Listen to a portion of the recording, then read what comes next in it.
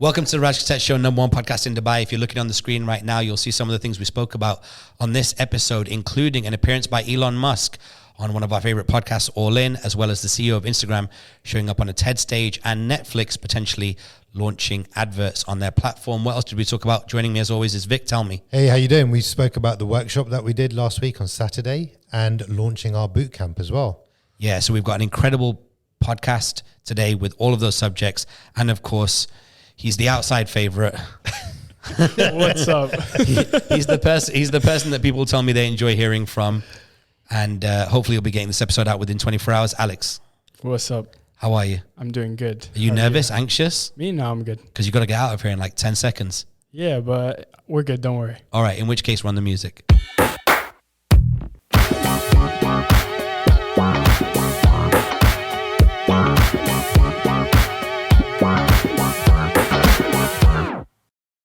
All right, let's get into it. The week's been all about us.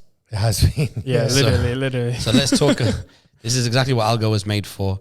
Let's start where we left off last Friday. So last Friday, obviously we wrapped ALGO, got heavy into preparation mode for Saturday, and Saturday was the creative content for brand building workshop, which was at Rove Trade Center. By the way, anybody watching on Spotify or YouTube today, we're at the Rove in downtown. So it's kind of like one of the hotels from this family of hotels. Cool little place, got a nice little deal there, and booked a huge meeting room and packed it really. We had a little over 20 spaces per event. We had over 60 people across 3 events. Last week we did a 1.5 hour presentation on how our agency looks at content. We talked about the 4 Ps of content: plan, produce, publish, promote. We talked about how to look at content strategically, how to use content as a signaling tool, and so much more. If you missed it, you can head over right now to creativecontentagency.com/bootcamp. And we've put that video on that page. The reason why we put that video on that page is because if you go to that page, you can apply for our bootcamp. So between now and the beginning of June, we're accepting applications to join the Creative Content for Brand Building Bootcamp.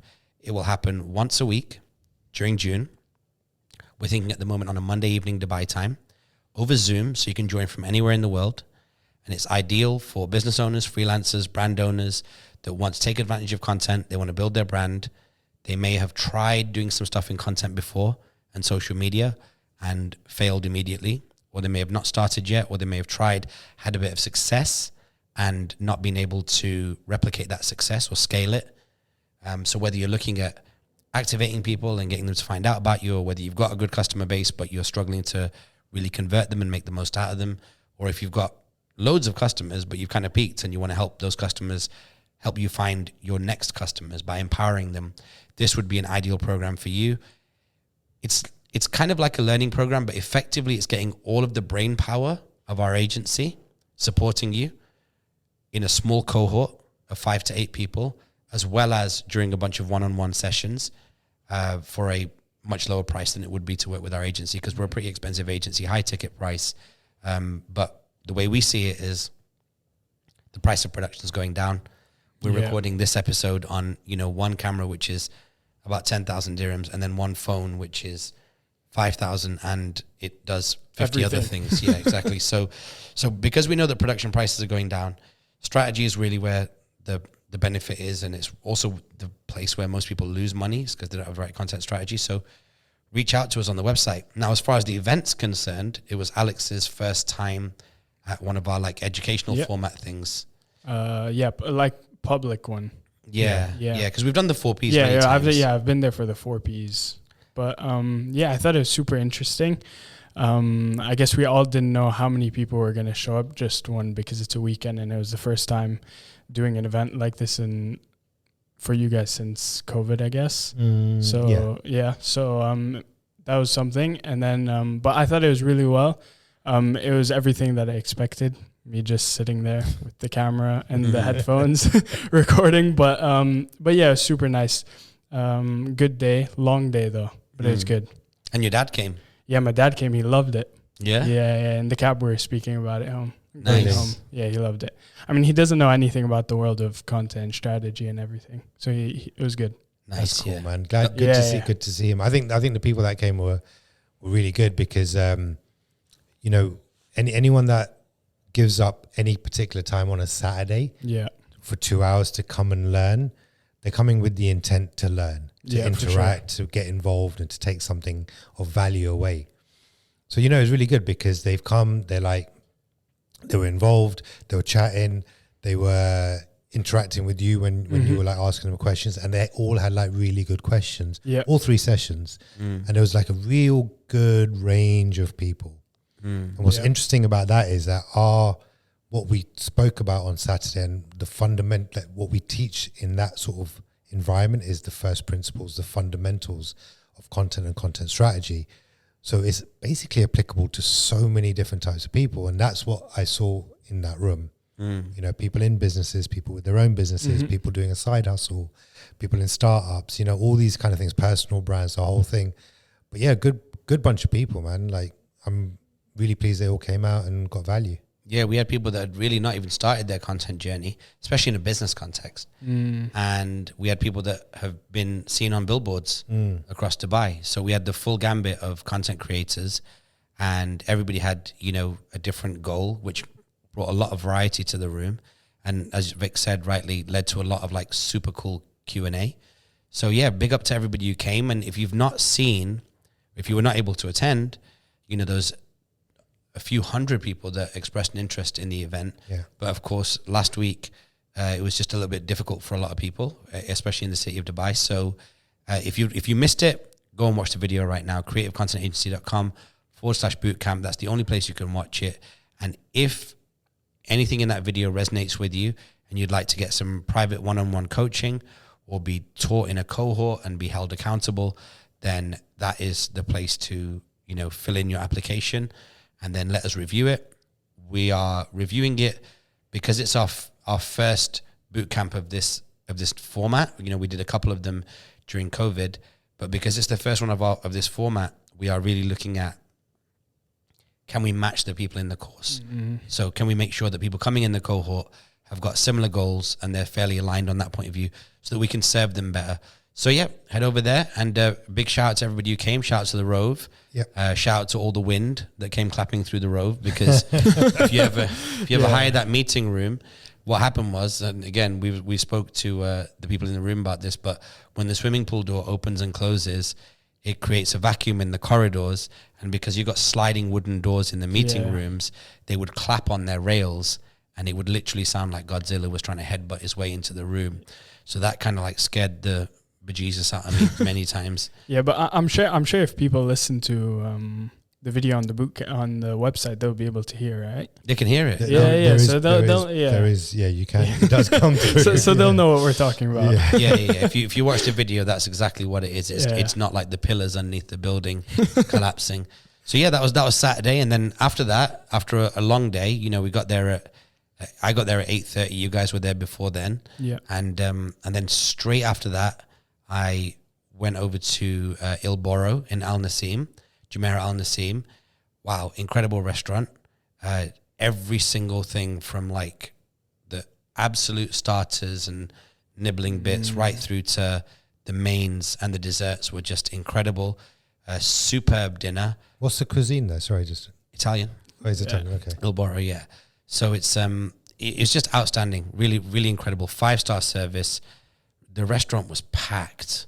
Like, it's amazing like how full. Yeah, 5-star is never going anywhere. Like true 5-star, where they can back up the food and the service and everything, was incredible. And we went to celebrate our dear friend Spencer Lodge's birthday. Spencer is obviously one of our former clients, an active content creator in the city. He's got a brilliant podcast, the Spencer Lodge podcast. We mentioned on the episode a few episodes back, that we were involved in a recent project with him, where we did some content with him and Stephen Bartlett from Dragon's Den in the UK, and Lewis Howes from the School of Greatness podcast. So big up to Spencer on your birthday. And it was his wife that invited me, Anna, and I mean, obviously I can't say, like, for example, who was at the table and all that kind of stuff, because it was like pretty VIP, but it was, she did say something quite sweet when she was like, you know, getting us to raise a glass to him, which is exactly what I would have said, which is that you've seen him at his best when he's helping people, and that's the epitome of him. I can't think of a better way to describe what that dude does, which is just, he's got this, he's a ball of energy, and he's a beacon. He's got all these resources, and he proactively shares his resources with people, whether it be contacts, introductions, and he's the kind of person that's like thinking about you when you're not in the room.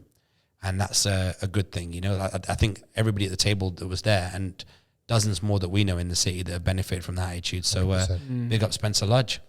Cool. And then both of you on Sunday went to Look Up, right? Yeah. Oh, I went a bit later than you did, but yeah. Happy hour at Look Up with our friend Clay. Yeah, it was really nice. It was a good night. Yeah, Clay Roberts, content. I mean, man, Everything. Way before content. Like he's a super accomplished TV and movie guy. Friend of ours. We were introduced to him through Russell. We've hung out with him 2 or 3 times since, Russell Peters, and man, it was really a real transfer of knowledge. So he stuck around in Dubai after the tour, and he was like, I rarely do this. Let's get together and kick it. I was like, hell yeah, let's do that. And we're friends anyway. Like we've hung out many times before, or a few times before, but never really like one-on-one, and just like listening to the stories of Hollywood and content, and how like the institution that is that whole world. And it was just so incredibly like insightful. And then we smoked cigars. He's got a cigar company which is called La Palina. Yeah, which is incredible cigars. Amazing, yeah. Yeah, and I think I'm actually worried about, not that I smoke cigars on a regular basis, but I'm worried about smoking regular cigars, because I can't imagine they'll taste as good as he said he was going to send us some for the office. Really? Yeah. So we need an office.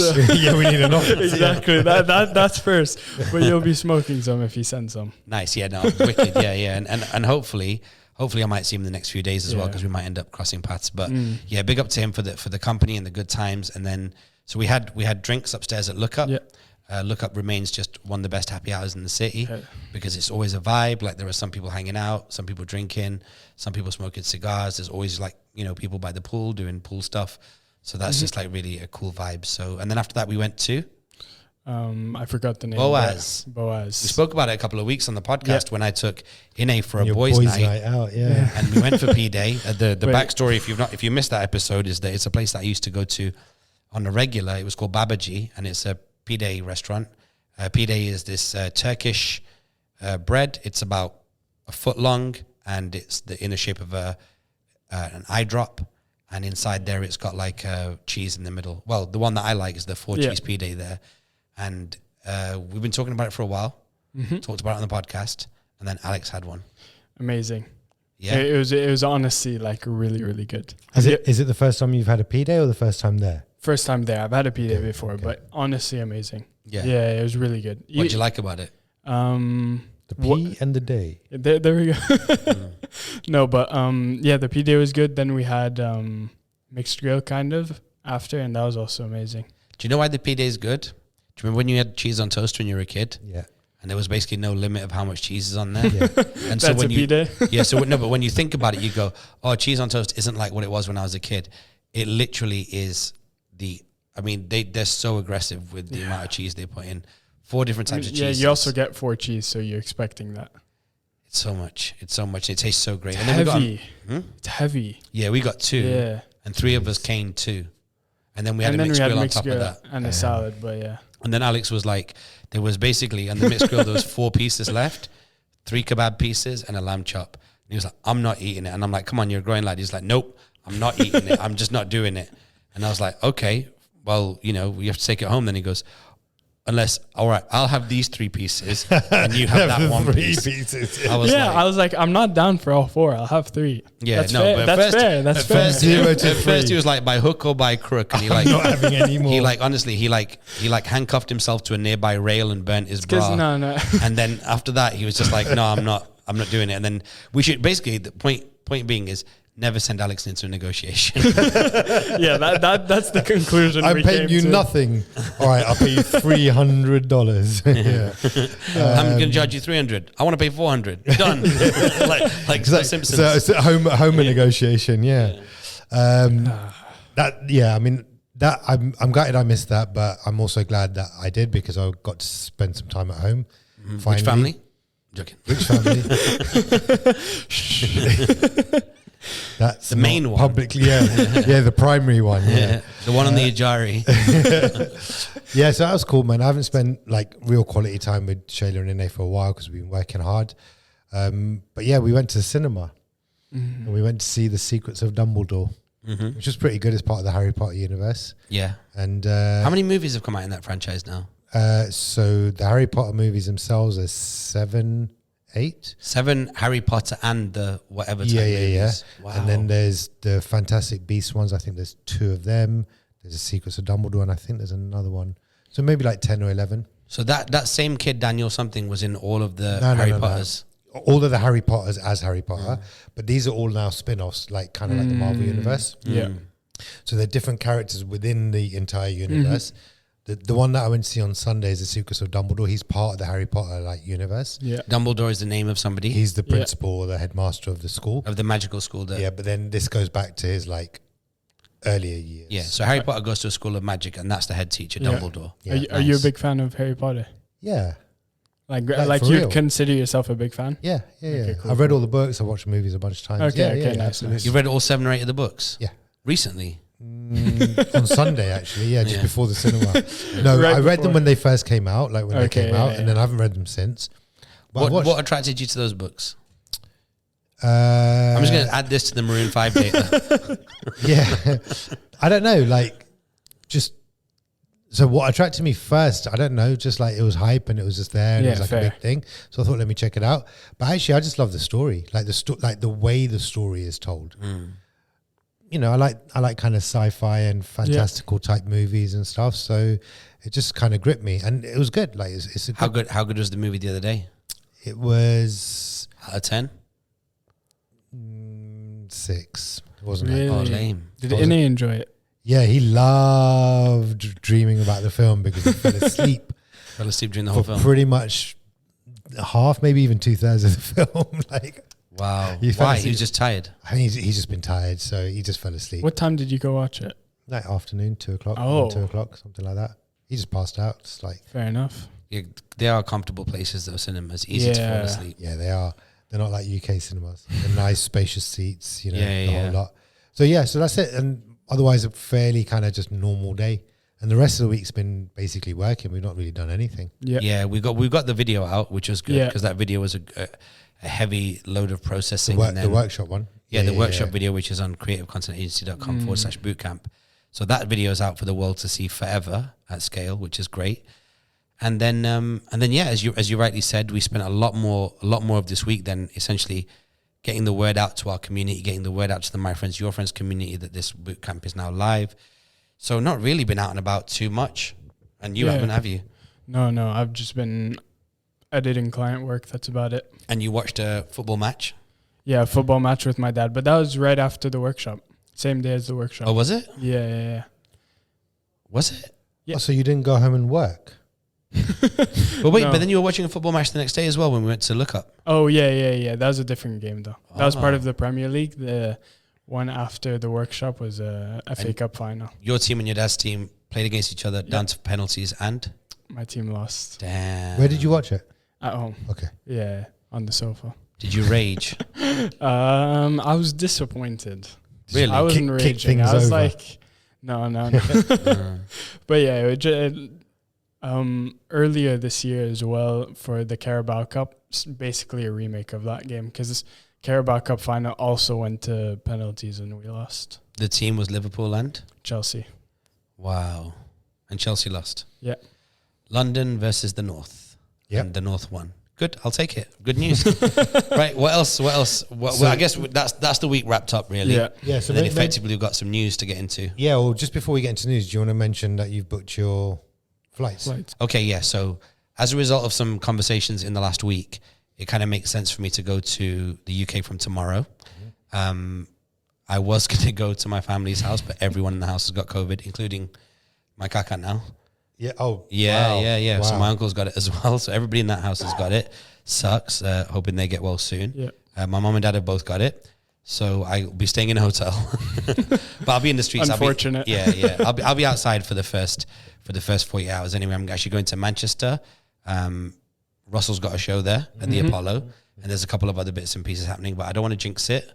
So I'm just going to go down there, and then next week when I zoom in to kind of do my bit on the show, then I'll let you know how it went. But all being well, it should be exciting because it's looking like an exciting Saturday, and it's going to be a bit extreme for me, a bit weird because like going from here, being in this kind of like in the Truman Show of Dubai for the last 3 years, and everything just being like beautiful and perfect, all things considered, it's been, you know, going back to Manchester where I first started, and I'm essentially staying where I hustled, like between the central library, which is in the heart of town, all the way up the student area, which is one of the places I've got to visit in the next couple of days. That's why I used to like flyer outside those areas and like sell tickets and all that kind of stuff. So it's going to be quite a shock. Yeah. And I was thinking as well, like, who do I reach out to? Who do I do? There's a couple of cats I've reached out to that I know from back in the day, but for the most part, I'm going to be rolling solo or rolling with the people that have asked me to come along. So is that because you just want the freedom of like doing whatever you want? A little bit, yeah. I think I want to be in my own head a little bit. That's fair. Do you know what I mean? Like this, if I'm like walking down the street and I want to just check some out or check out like a little kind of like one of the little alleyways or something where like something, you know, like even like when I used to work at Barclaycard, like Barclaycard is like a big company, you know, big credit card company, but that was like down some little raggedy alleyway. So like I'd like to just like, you know, if I feel the need to kind of like go the long way around the city, then I'd like to do that. So yeah, I think that was more it, is just to be in my own head.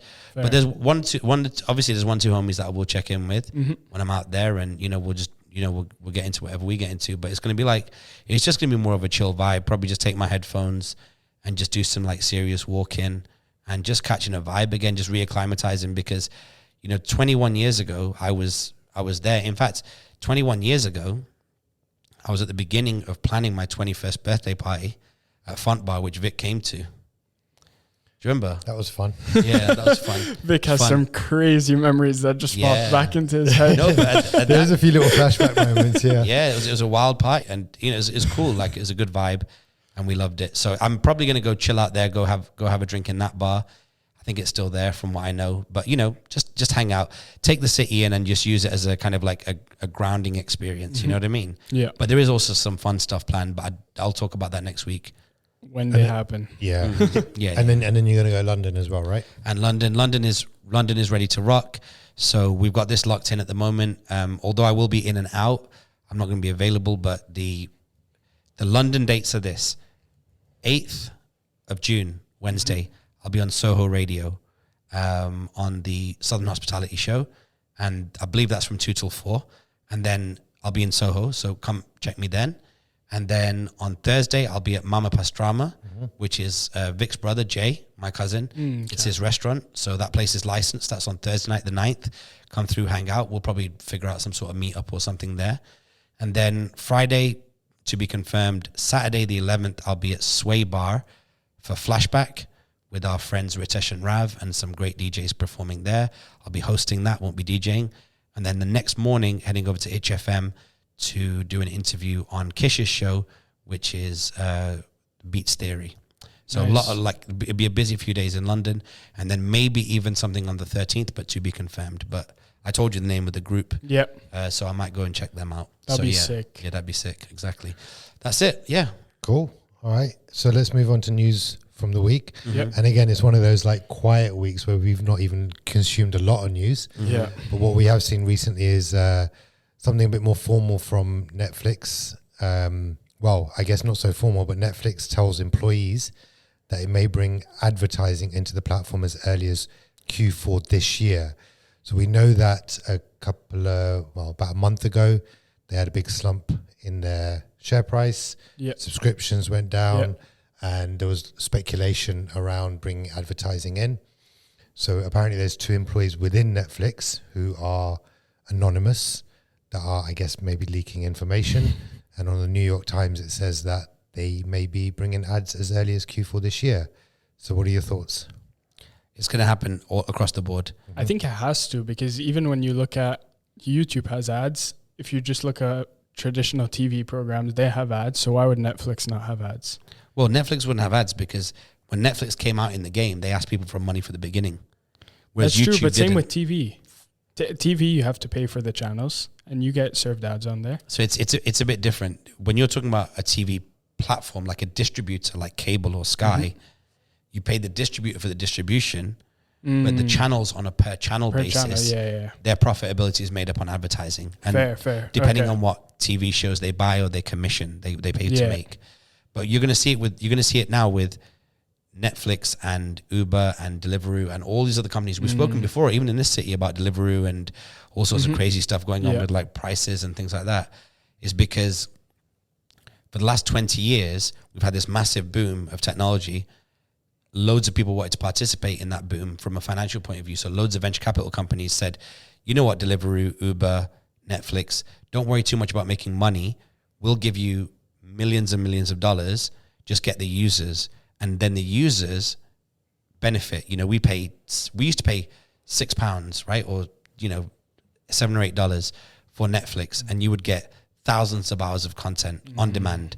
So there's a massive gap there. You know, you're basically getting 50 to 100 times your dollar value on a per customer basis of content. So the venture capital companies have subsidized all of these platforms, and now the venture capital is drying up, and also consumers don't have as much money as they had before. These companies are going to have to build real business models. They're going to have to actually stand alone and be profitable. And the stock market is not going to be like, oh, you know what, you're worth 20 times revenue, so let's call you a $25 billion company. They're now going to be like, you know what, you're worth 6 times revenue, which makes you and then, you know, you just fill it all in. So the valuations go down, the amount of money that's available to these companies goes down. The money that was available was because they wanted to get users. The users had money, but heading into a recession, users don't have money. So the whole house of cards that relied on tons of capital and liquidity being around has now fallen down. And now these companies are going to be like, okay, if I spend X, how do I get X plus, you know, 0.4 or whatever the case may be. So you're going to see it across the board, man. And also like Netflix with adverts is that they're making up for the fact that they can't in all cases charge everybody $10. We've seen that by the subscriber numbers going down. So if they now want to activate a $4 customer, the difference between $4 and $10 is $6. Who's going to come in and pay for that? That's going to be an advertiser like Nestle or Coca-Cola or Renault or Mercedes, or somebody's going to have to come in and say, you know what, we'll fill that gap. So we're going to see a lot more of it. I wouldn't be surprised if even like the first plateau is going to be Netflix because they're the biggest elephant in the room. But I can see it trickling down to like a Disney or a, you know, Amazon Prime. Maybe not Amazon Prime because they've got a different setup. Like they've got AWS and they've got their e-commerce and they don't necessarily have to go running to the advertising community. But what Amazon Prime does well is actually advertise its own shows within the shows. So before a show starts, like an episode starts, it's showing an advert of another. That's interesting. Show that they've got. But yeah, it's interesting that you say that. And I think all they're doing now, I mean, what's positive about this is that it's just going to give users more choice. So now it's like, well, I'm not locked into one or the other. It's like, if I'm happy with taking ads, then I'll just pay a little bit less. You know, but I think it's got to be worth it though. For sure. Yeah, I think it's $15 a month is like the most popular subscription price. Is that like family type? Yeah, account probably. I think where you can get like multiple accounts. Accounts and things like that. So they just got to make it worth it. So that $4 to $10, that kind of gap, that's what would make it worth it for someone. Even for like me, I don't mind ads if I'm saving, you know, $6, $8 a month. It's fine by me. But do you enjoy the ads that you get on YouTube? They must annoy you when you can't click past them, because Netflix will not allow you to skip past ads. It'll be like the 80s again. You'll have to go to the kitchen, put your kettle on, time your bathroom trip, because once that ad's on, it's on. It's not going anywhere. Well, here's the thing. I come from that. The younger people don't, right? So in my head, I'm thinking, if that was the case and I chose to pay less and get ads served to me in the traditional format, I'd be like, all right, cool. That actually gives me some respite. That gives me a break from watching what I'm watching, because otherwise Netflix, you're just binging episode after episode, you know, next episode, 3 seconds later, whatever it is. You're just like, all right, well, you just keep going until you fall asleep on the sofa or, you know, you get disturbed. So maybe the advertising allows you to kind of take a bit of a break, and that could be a good thing. I don't know. Popular opinion might not be that though. No. I'm saying, but I you know, you not so much, but we grew up like that. Where it's like, all right, well, we either watch the adverts and then it becomes part of the zeitgeist. It becomes part of culture. Like, do you remember like growing up, you'd be quoting adverts and quoting like the songs from the adverts, and it'll become. But we had time to check out those adverts. Right, like we were 9 years old. I think nowadays people are like, if it's a 43-minute show, I'm not going to wait till the 47th minute for it to end because they've demanded that I consume 4 minutes of adverts. Yeah. They've not demanded that. You've made the choice. True. Right? So that's the point. So if they're serving it in a traditional sense, that's just what it is. So, you know, ultimately, here's the thing. Oh, and the reason why I think it is a bigger story than maybe it should be in a way, because I agree with you. If, you know, these companies, all companies are going to have to start thinking about where they can make up revenue or maybe even reduce churn in terms of subscribers, because if they're losing subscribers, they've got to give another, you know, option for subscription in terms of pricing. The reason I think this is a bigger story than it should be is because they came out the gate saying that they wouldn't do advertising.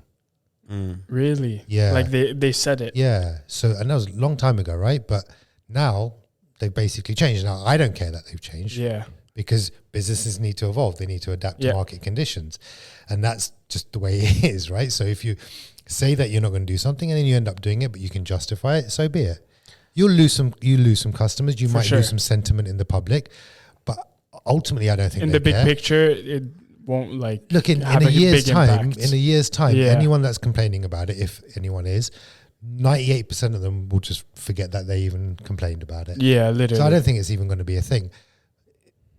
We're actually just getting more choice as users, and I think that's probably the kind of silver lining. Yeah, that's better. Plus, the consumer that has signed up for Netflix knowing they're going to get adverts doesn't exist today. No, like you said, it's going to be freedom of choice, and the people that they've lost a lot of people. They've still got a lot of people that they could subscribe to the service, and it's just about giving them a lower tier. Yeah. And I think in difficult economic conditions in certain households, that, you know, $4 to $10 could make a difference, especially when you look at the amount of things you got to pay for from a SaaS perspective. Like, even if you're just like the Jones family and you decide that you and everybody in your family are going to have like a custom URL, you're going to be paying Google for that custom URL and the email addresses associated to it. Like, there are lots of little things where like companies known as SaaS companies, software as a service, they just take a little scratch off you. You know what I mean? Like, you pay for a premium this and a premium that, which is $4, $6, $8, and it all adds up. I'm scared actually to look at creative content agencies' SaaS bill. I've never calculated it. I just know that it's there. It's like this kind of, you know, like, for example, like we spend way over, so far traditionally over $1,000 just on email, just to email our community per year. Yeah. That's a pretty good amount. It's a good amount of cash, and that's just email. But that's just email, right? So then when you add on, like you were saying quite rightly, it's like and you know, we're a company that relies on technology, and SaaS is a really important part of our whole whole business, right? Yeah. So like a $4 here, $10 there a month, you know, it makes it's like $100, $150 a month, and like things like Amazon Prime. Oh my God! You know, now people are going to start. You know, I think we've spoken about this before. People are going to start making decisions, and I think what Netflix is doing by offering ads for a lower subscription price, that's a good thing. Why? Because if I was in that position where I was like, right, I need to make this decision between Amazon Prime and Netflix. Well, I'm taking Netflix at a lower price. Why? Because I can't go out. Because the recession and I can't afford to go out, I'm penny pinching and I'm saving money and doing that. So I'm going to be at home. So Netflix becomes more important to me than an Amazon Prime because I can wait 3 days for my goods. Okay. Right. So now it's going to become a matter of priority. Now, in the kind of macro level, an Amazon Prime subscription, and Netflix Prime subscription doesn't matter, or Netflix subscription doesn't matter. But when you start layering on the costs, they start to become important. Yeah, I think just companies giving the options of different price points is the best they can do. Yeah. Because like you rightly said, if they didn't give that option, people would just leave Netflix. But now it gives the option of people lowering the cost and they'll stay there. Yeah, 100%. And when we talked about it again, like there's competition now. Yeah. And now if they're bringing out ads, I wonder what Disney's going to do. I wonder what HBO Max is going to do. I wonder what Apple's going to do. Yeah. Like, I don't know if Apple ever... I don't think Apple... You know, I don't know. Yeah. I mean, I'm just saying I wonder what they'll do now. The structure of these companies is different, right? So you got to bear in mind that Apple is a diversified Sure. and it's a cash-rich company. Yeah.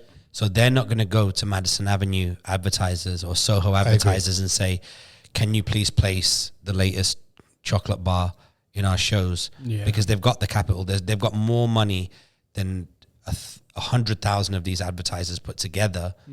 So they can be like, you know what, if we've got a bit of a bump that we need to continue funding, we can do. Netflix is different. Netflix is a publicly traded company with quarterly earnings, and Wall Street does not have the patience or tolerance for it to go down. Plus, Netflix has to pay big money to commission video and content and do their own advertising of their platform when they compete at a macro level. Whereas Amazon's got Amazon Web Services. Apple can pay for all of Apple TV with the profit it makes from AirPods. Yeah. AirPods Yeah. is like the third or second highest I think it's generating third. revenue, like piece of tech. I think in the world, it right? is third. As a hardware tech company, it's one of the biggest. But I guess the point No, being is specifically the AirPods, Netflix can't say, well, you know what, we're going to take a hit on the content because we have the number one selling toaster in the world. And that toaster comes with such high margin that if we do feel a bit of a downward squeeze in terms of our top line revenue, we'll just shift some of the profitability over from here. All the Apple and Amazon and even Disney, you know, Disney has a lot of in-person like theme parks and they've got licensing and IP and all that. Yeah, true. So this is one vulnerability where although Netflix was the radical, it was the maverick, it started off with the DVDs and then it went into like streaming, but it went there without building a defensible, like diverse, defensible like business behind it. So that's, I think, where their vulnerability is. And at the moment, because of the market conditions, when they go down, it actually reflects bad on the stock prices of all these other companies. Yeah. You know, Disney gets affected because people start thinking about them as a streaming service because they've been talking about streaming for a long period of time. Well, the category gets affected. The category gets affected, but people are going to forget that Disney and Apple and Amazon are not mono category or single or duo category players. And so when they get to the bottom of the market, they're going to realize, like, hang on a second, the economics of these companies are way better than a Netflix. And so now let's really start to separate them in terms of just like streaming and be like, okay, well, I'm betting on Amazon, like going long Amazon on everything it has to offer. So it's not going to be affected the same way. Yeah, no, I don't think, like, when I say like, I wonder what they're going to do, I don't think Apple's going to bring advertising in. That's I doubt it. just out of the question in my eyes. I'm just thinking about specifically from a product point of view for Apple TV. Now, I'm not a consumer of Apple TV, but to my knowledge, and you guys can kind of attest to this, it's not very good. Like, there's very little in terms of good content on there and stuff like that. So will they see it as an opportunity to maybe invest more in the content if Netflix has got some vulnerabilities?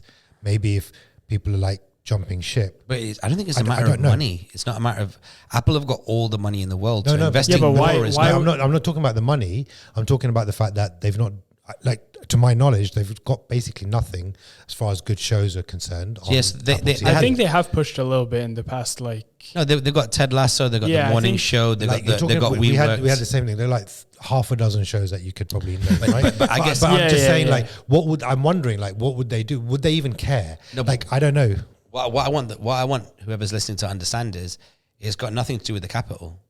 Like, even my point to you is that it's not to do with the capital, because if it was to do with capital, if it was to do with more capital, then some smart person would be like, let's spend more. It's not that. It's just not in Apple's DNA. It's not what they do as a company. Yeah, I'm not talking Like, about capital though, dude. No, but you said, will they invest more? And I'm like, well, it's not a case of invest. Like, where are you going to invest it? Like, when Apple goes to market and hires producers or people to buy shows, they've got a particular way, and that person's got to fold into the Apple machine. And they're not going to be able to, it's not in their DNA to be like a TV broadcast content company. And it'll take them a lot longer to do that than it would do for a Netflix that originally came out curating people's DVDs, got the data from that, started going into streaming, got the data from that, started making their own original productions, got the data from that. And then, as you rightly said, got this huge like advantage over someone like Apple. Apple has good shows, but they don't have the whole machine that makes you think about them as a content first company. And it's their diversity that I was talking about that makes them too diluted to think about them as just a content company. That's one thing that Netflix has that Apple doesn't, is that when you think about Netflix, you do think about content. Whereas when you think about Apple, you think about all the other things that when the content goes down, can step in and keep that division running. I don't think, I mean, people aren't thinking about Apple as an Apple TV or content company for sure. I guess my point is this. It's not really, I'm not talking about it being the capital. And when I say invest, I mean like whatever they're investing. Like they've got to invest. If they want to grow Apple TV as a product or as a service, whether it be through reach or better content or whatever it might be, they'll have to invest something, time, resources, money, whatever it is. So that it's not about the capital because they've got endless amounts and they could deploy that wherever they want. They're just choosing where to deploy it, and they're obviously choosing in the right way. I guess my question is, and I don't have the answer to this, is that if there's vulnerabilities in the streaming world for who is considered the biggest player, Netflix, what are the other guys going to do? Now, Disney, you know, they're really not in the conversation because they own basically everything else. HBO has its own productions and what have you. Apple TV is the kind of, it's light. There's nothing there. So would they even see it as an opportunity, or would they just not care? I don't know.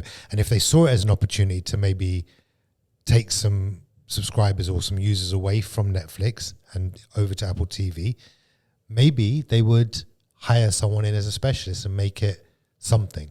So what did you say? You said they've chosen not to like invest into Apple TV, but maybe they just go, okay, well, cool, there's some vulnerabilities over there. Let's go and hire the head of this production company or this like studio or this product, you know, some Hollywood big shot or whatever, and go, right, you come in and you take that business, here's a few $100 million, go and figure it out. And then it becomes like what it should do. I don't think they're going to do that, but it's possible. It's possible, but who knows? I don't know. I'm speculating hard. Yeah. Yeah, I think for Apple to commit, they would need to start having to go into like into theatrical releases. They'd have to have a lot more integration with their stores, a lot more touch points. I just, you know, Apple can survive off 2 or 3 or even half a dozen hit shows a year. Like if every year they put out one Ted Lasso, one morning show, one We Crashed, and then, you know, say 3 more, right? And we don't watch them because we've got so much choice and busy lives and things of that nature. But there are some people that obviously consume everything. There are some people that consume the top 3 shows and everything else is long-tailed. But their model and what they need to survive is much lighter than Netflix. Yeah, for sure. Netflix has to have, at any one given night of the week, they have to have 40 to 50 hit shows in a market. They've got all the eggs in one basket. Yeah, literally. They have nothing else. Yeah, Apple just needs six shows globally that do well a year, and they're good, you know? That's true. Well, it's worth keeping an eye on. We had this long ass like discussion about it, but none of this happens till the 4th quarter, right? No, it doesn't. Yeah, so we've got and that's assuming it happens. Yeah, who knows? Nothing's been 100% confirmed. I think it will. You're right, but let's see what happens. Yeah, it's worth noting that all streaming services are definitely not created equal, and they will all respond differently to like the downward economic pressure, like the macro pressure, and some of them will turn into diamonds, and other ones will just crumble. Yeah. Cool. So last piece of news is something that you brought up today. Instagram changes its image format to a 9:16, which is the portrait format, so the TOR format. Yeah.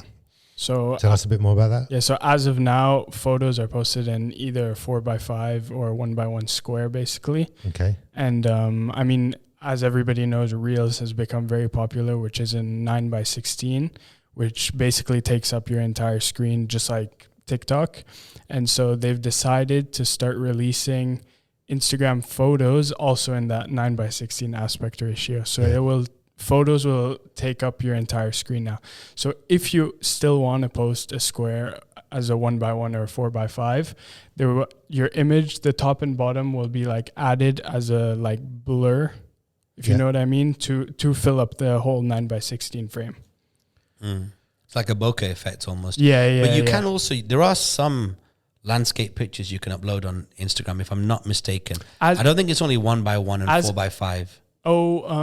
Yeah, you might be right. Yes. What you do is you change the zoom. You zoom on it, so it kind you of bring it back to normal. Exactly. But so I don't even think that'll be there anymore. It'll only be 9:16s. Well, this is the first power move against TikTok. Yeah. because the image format, and we all remember a time in 2008 when images became really popular. Like Facebook started making images available on its platform in the back end of that decade, and then Instagram did what it did.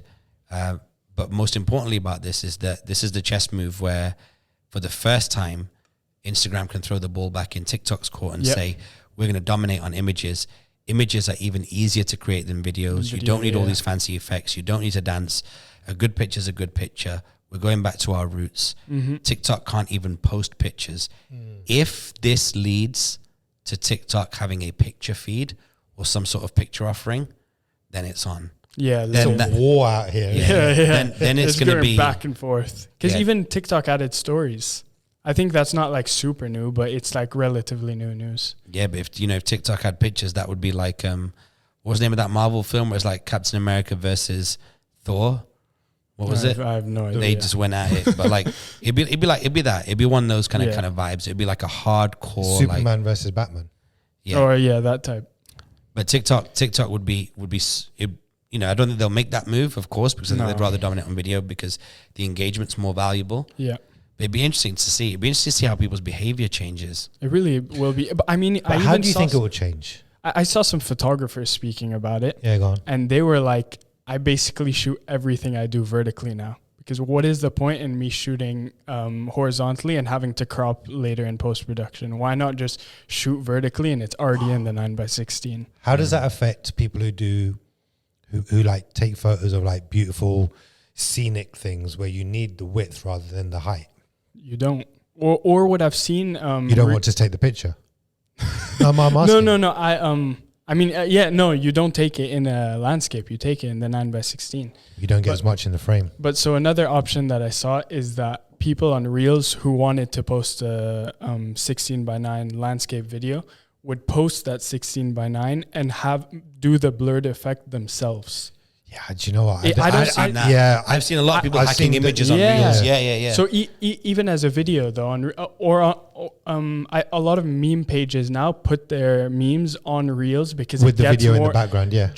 Because it gets more engagement than a normal post. But that from an image point of view, video point of view is different. But from an image point of view, I don't think that's a good user experience. I don't think so either at all. Because also at the end of the Reels, something pops up saying "watch again." And like the whole like kind of like takes over the image, so you don't really get to see the content. Got it. I don't know. Let's see. But a landscape picture is a landscape picture fundamentally based on the fact that it's landscape. So people aren't going to be like, oh, I've got to shoot in portrait. They're going to just shoot in landscape and they'll publish it wherever they can get the eyeballs for it. But I think what people are saying here is that, or what Instagram's probably thinking here is that there's inventory above your picture. There's inventory below your picture. There's pixels on your phone that could be used for a taller picture. And for quite some time on iPhone, if you drop the arrow down on your picture when you're taking a picture on your camera app, you can actually switch that. Its aspect ratio to a native 9x16.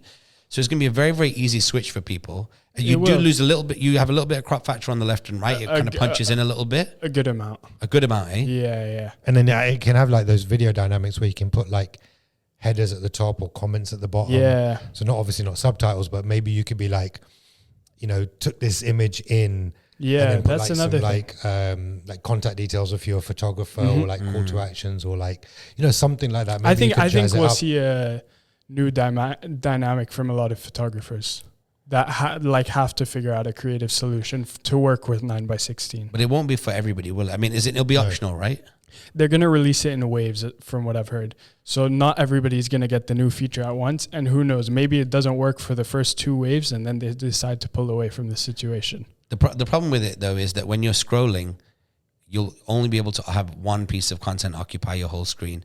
Whereas I think the magic of Instagram and the magic of Netflix is that as you're scrolling, they leak a bit of the next piece. So when you scroll on Instagram from right to left, or even when you scroll on YouTube on your television, you'll see the top third of a thumbnail below. On Netflix, you'll see the top third of a thumbnail below and on the right-hand side. So the idea of like, well, I'm almost already kind of loaded this thumbnail. So why not? Let me just hit one more swipe. Yeah. And that's one thing that Instagram will be compromising because so much of the phone's macro inventory will be used up looking at that one image. Let me ask you a question. How do you think the consumption of Reels will be affected by this? Let me explain. if they're both going to be 9:16, Yeah. and you know when you scroll on your feed, before a reel starts, there's like a 1 or 2 second, it's like a freeze frame. It looks like a photo. Yeah. So now if I'm scrolling through and I see something that looks like a photo and I just keep going before it starts and I don't know it's a reel, I'm not going to watch that reel. I don't know. Sense? I think that freeze frame happens so fast it's not going to affect. Yeah, I feel like so it's quickly, like instant, you know, like as soon as you get there, because normally the freeze frame happens when like only half the photo is showing as well, because like you're in the motion. So like by the time you get the full reel on your taking up your whole phone, it's already started. Yeah, I've never scrolled over a reel where the freeze frame's been there. No, I did Unless it's today. a manual creator Well, who's I put it there for a yeah. second. Yes. I did it today. It happened to me Really? today. That's why I thought of it. Like literally when you But that Because must you're have been a not an manual iPhone. creator. That could have Yeah. been a thumbnail. A thumbnail is the thumbnail that you add afterwards So as your been license that. plate. Oh no, but then the video started as the same as the thumbnail. So maybe I don't know what they did. I don't know. No, But that happened they'd to me have burnt today. the thumbnail in. So some creators might burn the thumbnail in for a first second. frame or whatever and then burn it in. But that happened to me today. As we were talking about it, I was trying to see if that Really? was on my thing, and it happened. And I was like, okay, now that could be a Nah, thing. but you know what? When you're scrolling, they don't show thumbnails. Or then maybe then The something creator would happened. have I don't burnt know. in a freeze frame. Yeah. And done it for too long. Like, you know, That's probably what it Yeah. was. Then, you shouldn't really do it for, if it's 24 frames per second, you shouldn't do it for more than 12, like half the shot. Yeah. But some people are like, let me bake it in. Yeah. And then, you know, someone like Vic will just scroll past it. Yeah. Another thing I noticed with Reels is now, if you finished watching a reel, Instagram will manually kind of pull up the post and say like look down below, you know, for more. It'll manually it's pretty interesting. I mean that they keep changing it up slowly. It's interesting, but it's also that on one hand, Instagram's like, you know, please be conscious of how much time you're spending on Instagram. On the other hand, they're like, swipe up for more. Keep doing, but that's their job. Nah, but you know, it's just an oxymoron. They're constantly like ducking, you know, interrogation by US government and everybody, and they're just, you know, they're constantly like nice guy for a bit and then not nice guy for a bit. It's like if part of your business is reliant on Instagram or the attention that Instagram can bring you, you're fundamentally in an abusive relationship. You know, you're always pandering to the reach that they might offer you or the engagement they might be able to generate for you, and then you do it, and then they change their mind, and then it takes a while for that to make its way around the world. Yeah. So it's just it's fundamentally a toxic platform. But then putting a billboard on a highway is toxic. You know what I mean? It's it just is what it is. The better the billboard, the more of a distraction, the more likely it is to cause a crash. Yeah, that's just true. The fundamentals of advertising.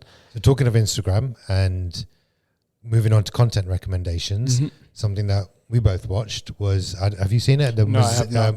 Mosseri, who's the CEO of Instagram, did a TED Talk, and it was around 13 minutes, and it's all about how the power is shifting to the creators. So the premise of the TED Talk was really around how creators, or how Instagram will facilitate creators being able to own the relationships with their audience directly.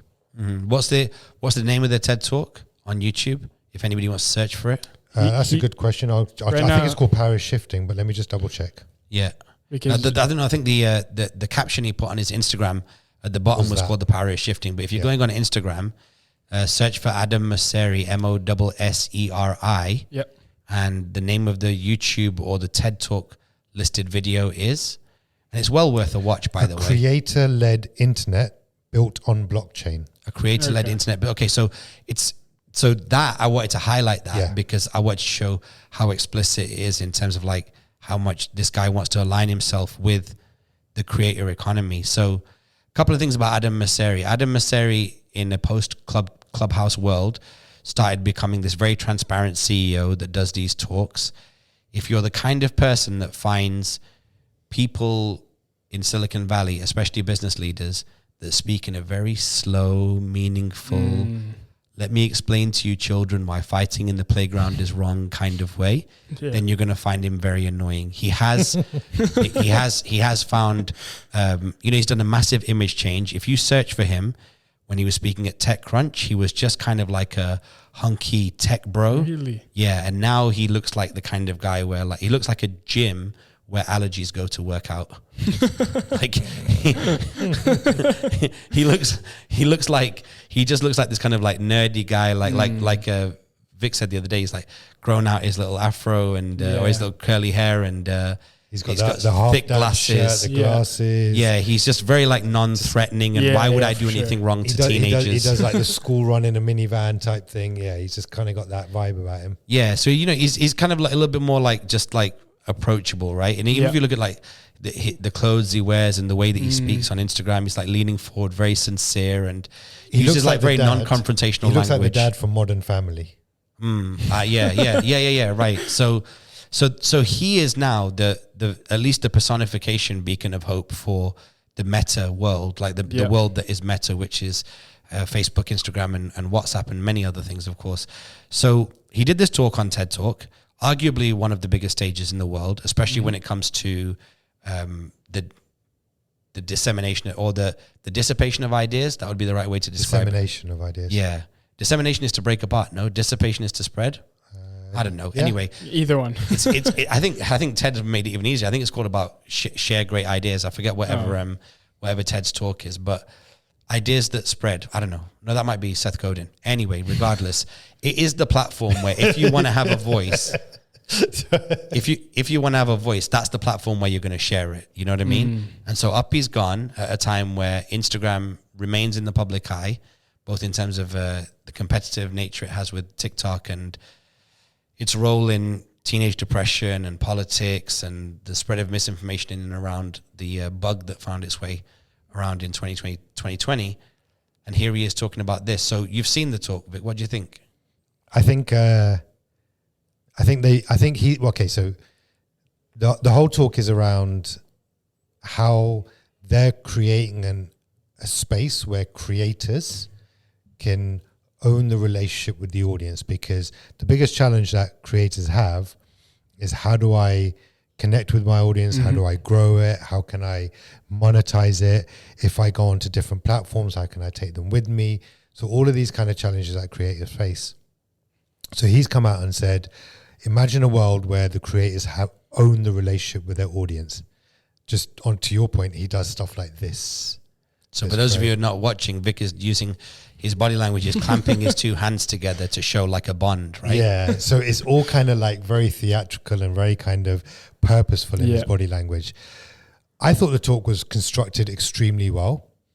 I think what I do like about what Instagram is doing is that they are making an effort to, even if it's for selfish gains for Instagram, for creators to be able to actually create, and for people to use like content and the ability to create to grow their personal brands or their businesses, or give them the freedom of life that they may want, to be able to monetize a skill or a talent that they might have.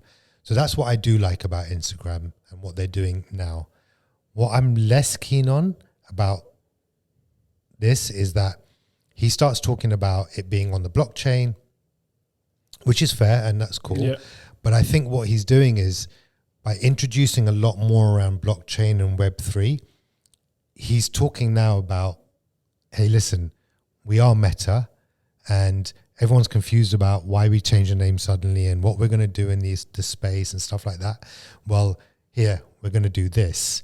And what I don't like about it is, because he said specifically, it's going to take everyone to do this. So he's trying to position them as this like forefront or in the lead of, Web3 and with the creators in mind, and it's all about the creators. I just don't find that genuine. It's not genuine. It's a scam. But the good thing is, I agree. So the good thing is that if they are doing these things for, in terms of their product, and creators are going to be able to, if they are going to be able to own their audience, obviously they're not going to be able to own 100% because it's still Instagram and whatever.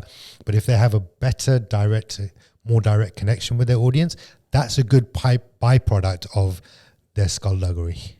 But I'll tell you the stupid thing about all this, right? And especially right now with NFTs and crypto and everything, you look at anybody can launch an NFT. It's not any reasonable person who can take a reasonable job in a company can do about 30 hours of study and learn NFTs and go and mint their own NFT.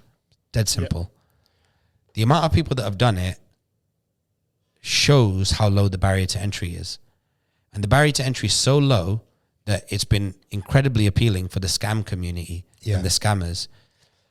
Also, the barrier to entry is so low for buyers that scammers have had no shortage of people to scam. Yep. So the whole thing is just a bit of a mixed bag, because ultimately the blockchain doesn't affect 99.9% of people. It just means it's going to be registered somewhere where it can't be corrupted, whereas in a central place it can be corrupted. Mm-hmm. And then what I also did as well is that because I saw it on TED, I searched for it because Vic sent me the Instagram link on vertical video, obviously. Mm-hmm. And I said, okay, well, this must be on TED. Let me go watch the full video, like the horizontal video. First link that came up was TED's website. And I remembered, I was like, hang on a second. On TED's website, you get the transcripts. So I went onto Ted's website, clicked on the transcript, downloaded all of the words that he said, word for word, put it into a word cloud, and the 3 words that showed up more than anything in this speech that came out of his mouth, that was pre-written by his company and pre-approved by his company. I'm sure Mark Zuckerberg personally would have seen that talk before he took it to that stage. Yeah. The 3 words that came up were creator, platform, and power.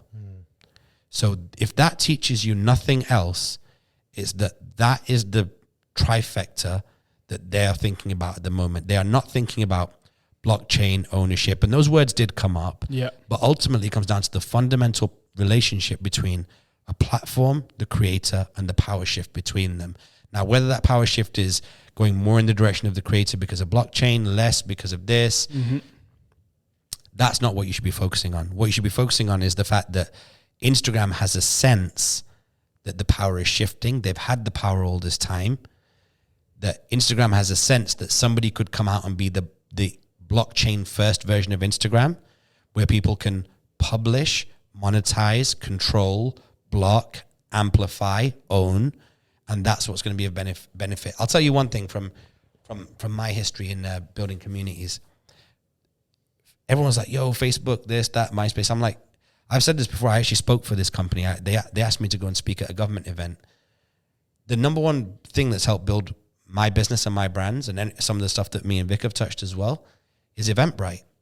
Because Eventbrite allows you to publish a link, which you in the physical world with your connections and your popularity and your distribution have to get people to sign up for your events. But at the end of it, you can download the contact details of the people that came to your event and then send them a message. What I use for that? MailChimp. Again, where I can put my own data in and communicate directly with my own people. That's how MySpace, Your Space, so My Friends, Your Friends was built, Love Soul was built, Vayner World was built, etc. Raj Kotecha birthday party. All of these properties that have done well have all come from the fact that at some level I've been able to own my own data. Now, when I pump that content out, I might then face challenges and hurdles like spam filters, which particularly is the crux of email and things like that. But the more data I can own, the better. And I'm not at the mercy of people turning my algorithm and my reach up and down. And he even said that in the talk, which that's the one thing I kind of respect about this talk. He goes that no creator should be at the mercy of a platform, and no platform should dictate, what kind of business a creator can create. And so I felt like he was sucking up to creators. He was basically saying like, we shouldn't have as much power as we do, and let's all collectively work towards a better world where creators can monetize and own more. But when they do that, Instagram and Meta will still be the gatekeepers. Yeah. Because you'll be selling those NFT sneakers in their metaverse. Yeah. You will be, publishing those NFTs on their galleries. And if somebody buys it from you, Instagram might want a slice of it. You know what I mean? So you don't have to be, that's the good thing about like the rise of skepticism. Like you don't need to be the smartest dude in the world to see that talk and be like, hang on a second. And the thing about creators is I'm a creator. We are some of the craftiest, most resourceful and cynical people, because if we don't create and do good work, we're dead.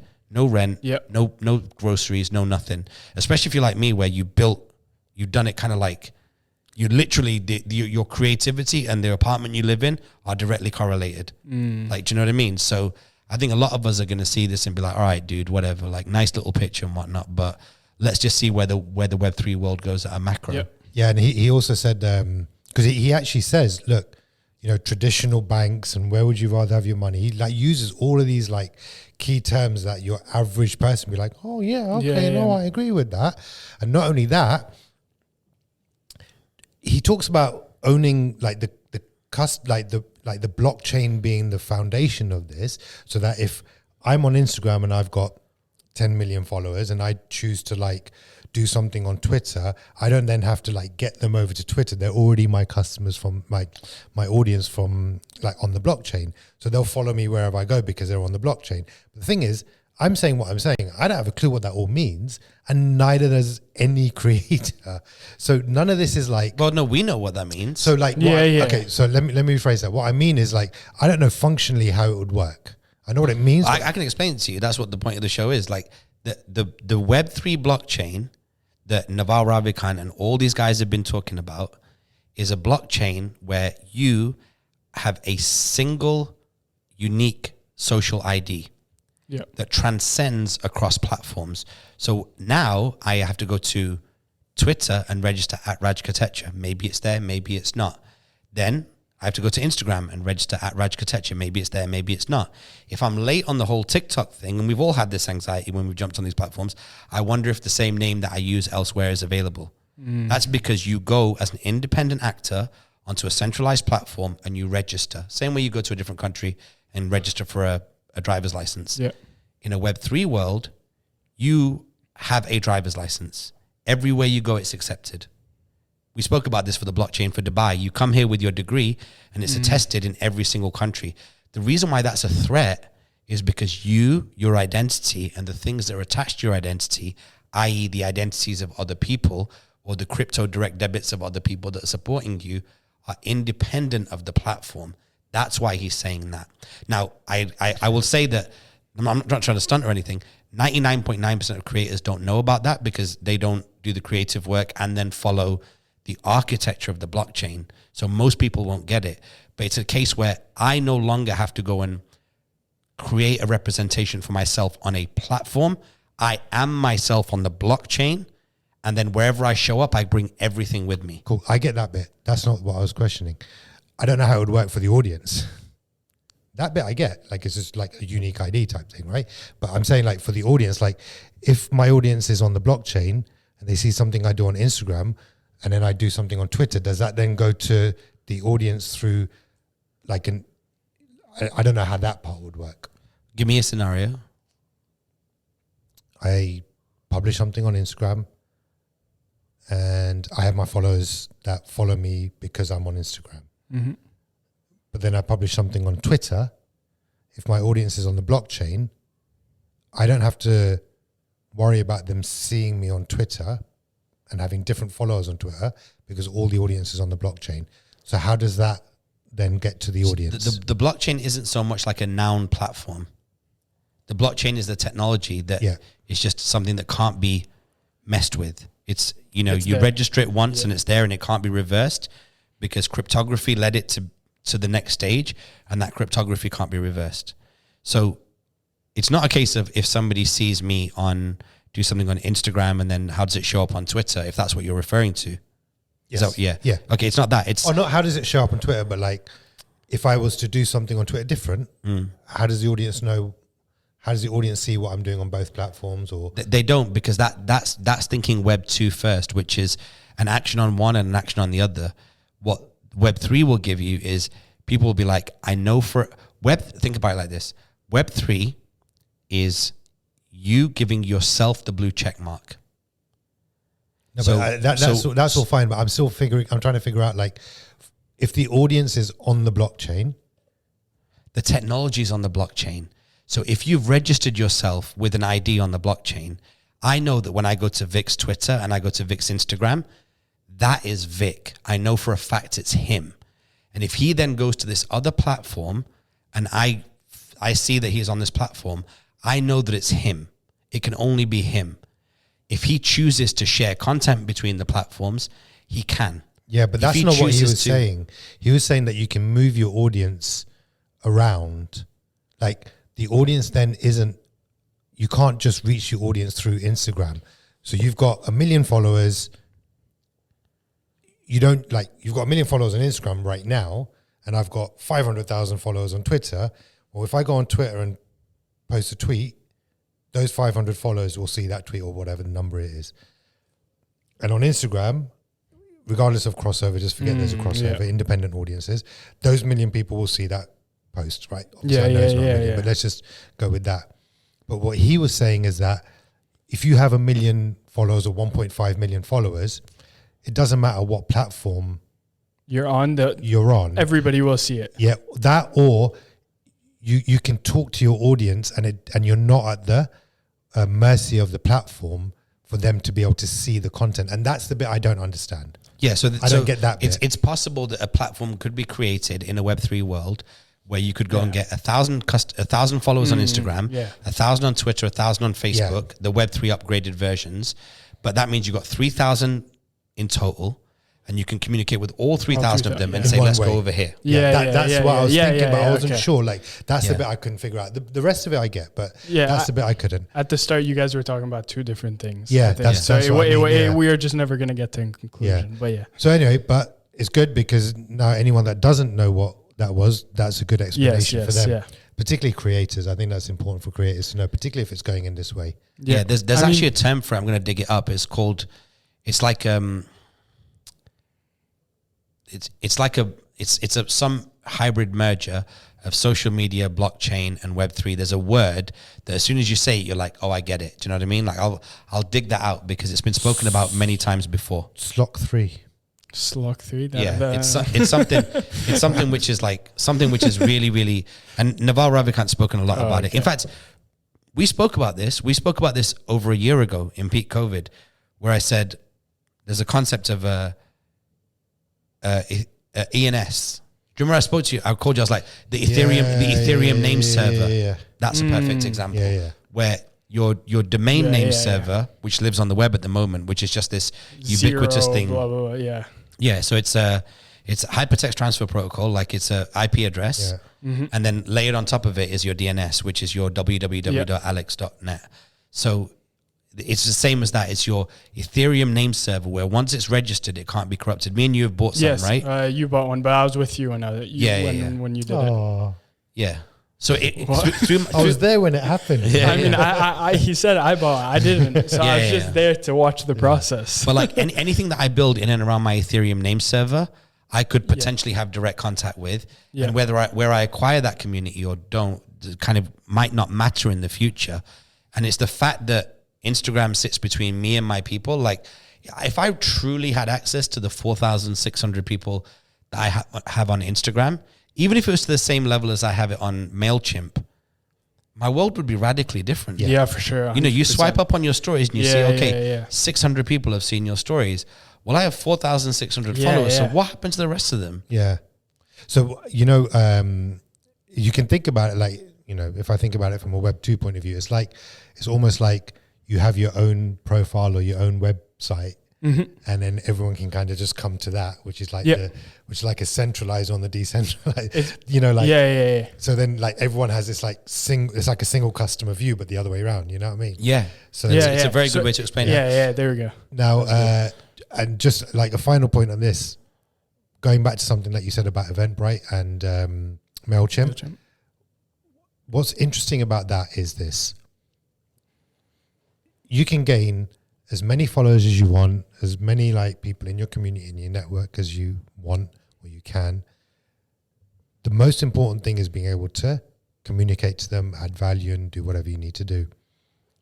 Where Eventbrite and MailChimp have won against people like Instagram, companies like Instagram, in their own way, is that they're facilitators of the communication. So what I mean by that is they're not gatekeepers, like you said. They're not trying to block or favor people over another. It's like, you've got the data because you've earned it. We're just going to help you talk to them. We're just going to make it easy for you to talk to them. Whereas all these other platforms are doing it for different reasons. Well, the difference is that Eventbrite is like, if your event's free, you can use the service for free. If it's not, that's what. Dude, I built my whole career on that. My old boss, Rafa Ali, used to do events on Eventbrite. They were paid. I looked at it. I was like, this is such a beautiful, simple system. And the moment I realized that and I think it was in LA when it happened, because we were doing an LA based event or a London. No, I think I might have even gone in as a subscriber to his London based event. And I was like, okay, they take a percentage of your ticket sales, whatever. But when the event was free, ticket sales, why do you think I've built such a massive community? Dude, that wasn't the idea. I thought you would like, I know this isn't like, if it was paid, you would have still built this community. That's the point. Even if it was $20 a month, I'd have funded it. That's why I didn't even think of it being free.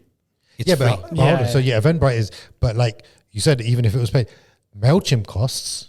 But it didn't. It did before, but now it does. MailChimp, based on the number of records. And so whatever. MailChimp's always costed money, but this is one thing that a young person needs to understand.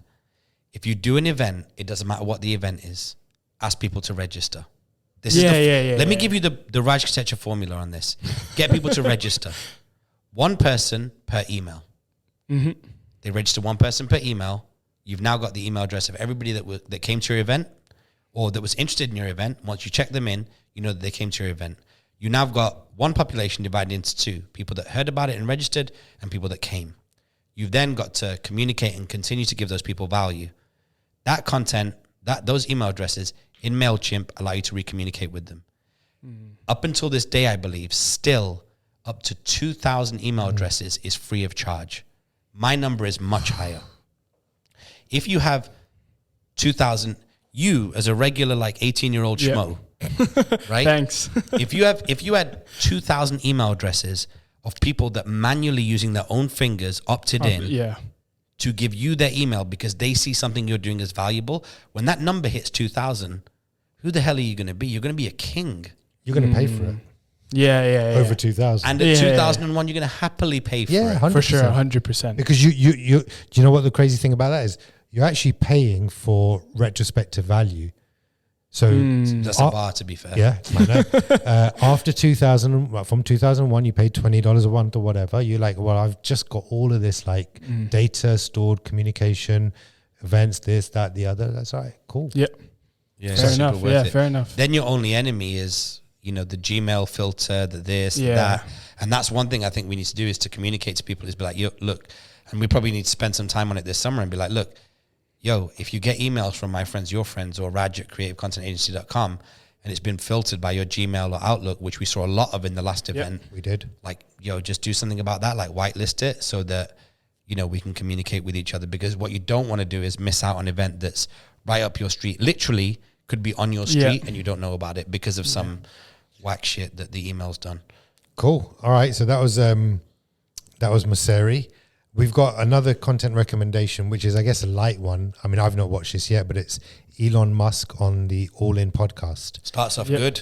Yeah. Amazing. You're what, like 10 minutes or something into I'm about 12 in, on the audio version. It's really good. I think I'm like 35 minutes How in. long is it? How long is it? An hour and a half, an hour 20, an hour 20, something like that. Jeez. Yeah, no.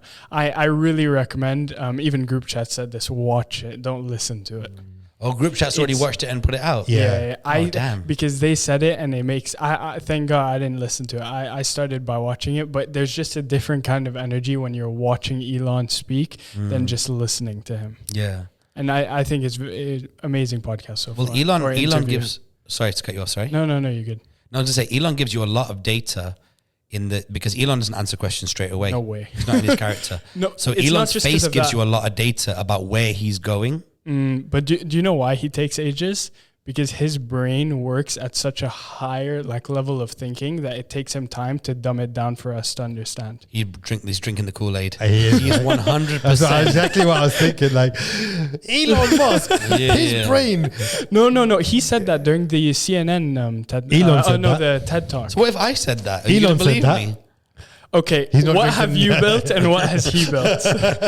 Are you sending space ships to the moon? I have built an all-star team of content creators that never make mistakes. Which is the reason why we're recording this for the second time today. No, I definitely get that. But also he's got like Asperger's or something, right? He does. He's got one of those kind of like mental illnesses whereby it's weird at a distance, at an arm's length, but really it's really actually a superpower. Do you know what I mean? To certain people, I don't think it's like that for everybody. Yeah. He just Because there's another one as well, right? There's autism and autism, right? But like Asperger's is a lower level of autism. I couldn't speak on What it. I do don't know really is the average idiot will say it's a bad thing, but actually, if you scratch underneath the surface, people with those mental situations, illnesses, whatever they're called, are generally like basically genius level and super talented sometimes in one skill, like super talented. Yeah. Yeah. Like you with the drone. Sure. Yeah, so like, I guess that's just one. Yeah, just something for people to watch. We're just putting it out there. Like, I've not seen it, but I can't imagine Elon Musk on the All In podcast being bad. Do you know what I like about it as well? Is that it's like a reverse panel. It's all the guys. It's Friedberg, Sachs, Chamath, and Jason. And Jason and Elon are actual friends because Jason was part of the team that went along to Saturday Night Live when Elon did that. But what that also means is that when Elon says something, it doesn't just get interpreted through the person asked the question. It gets interpreted through the eyes of all four moderators. So there was a bit where Elon was like, I don't think I've ever voted Republican. And they just started they started poking David Sachs. They were like, don't worry about it. Like calm down, take deep breaths. You okay? So because in the show, if you follow All In, he's like this, he is Republican inclined, but he's become like the token and they really camp it up on him, you know? Yeah, for sure. So yeah, amazing. Cool. So that's a good content recommendation. And thank you for, stepping in at the 12-minute mark in my content journey with that episode. I'm now going to go back and watch it from the beginning. In fact, I might just download it onto my Spotify and watch that on the plane tomorrow. What else? That's it. We're done. We've got one shout out. Yeah, I want to give a shout out to the lady who's made my teeth feel brand new, which is Neha. Her last name is Rathod. Yeah, Dr. Rathod, Dr. Neha Rathod. She's based out of King's Marina something. King's Hospital and Marina. King's Hospital Marina. She's a dentist there. I just kicked the camera, so you guys will now be out of the frame. You're the one speaking. It's okay. Yeah. So it's So big up to her. I probably should see her more than I do, but I went to see her, and my teeth just feel amazing. Heading into my trip to London or a trip to the UK, and it's that wicked feeling, when like you've had the scaling done, and then you rub you just moved your tongue in a weird way at me, even though you've not had it done. That's kind of weird. Okay, so you rub your tongue against the back of your teeth, and you're like, oh yeah, that's how they're supposed to feel. So feeling great. Big up to her again. Happy birthday to Spencer. Thank you for just, game changing birthday. His birthdays are always fire anyway, but this one was like a really sick one, and that's it, really. What else? Anybody else you need to give a shout out to? Shout out to everybody in the UK that's heard this or is listening to this right now and is DMing me. Hopefully we'll get a chance to see each other. Sick. That's it. Another episode done. If you enjoyed it, make sure you give us a 5-star rating on Spotify. Especially if you're watching it, send us a DM and let us know. 5-star rating and review on Apple Podcast, and hit the subscribe button on YouTube. We would appreciate that. Hit the notification bell so you get episodes nice and early as soon as they come out, whenever Alex drops them. Whenever I feel like it. Yeah, which could be the day after, or it could be 3 days after. And then, of course, your likes and comments are appreciated. We get a couple of those from time to time, and it's just super amazing. Thanks very much, guys. And we will speak to you for our first semi-virtual episode where I'll be coming in via Zoom. In fact, all of us will probably be coming in via Zoom because I'm assuming you two won't get together. 100% not. Okay, really? Well, next week will be the first. So mean. Next week will be this first Zoom episode. Let's see what impact that has on it. We're all excited, and I'll talk to you soon. Bye.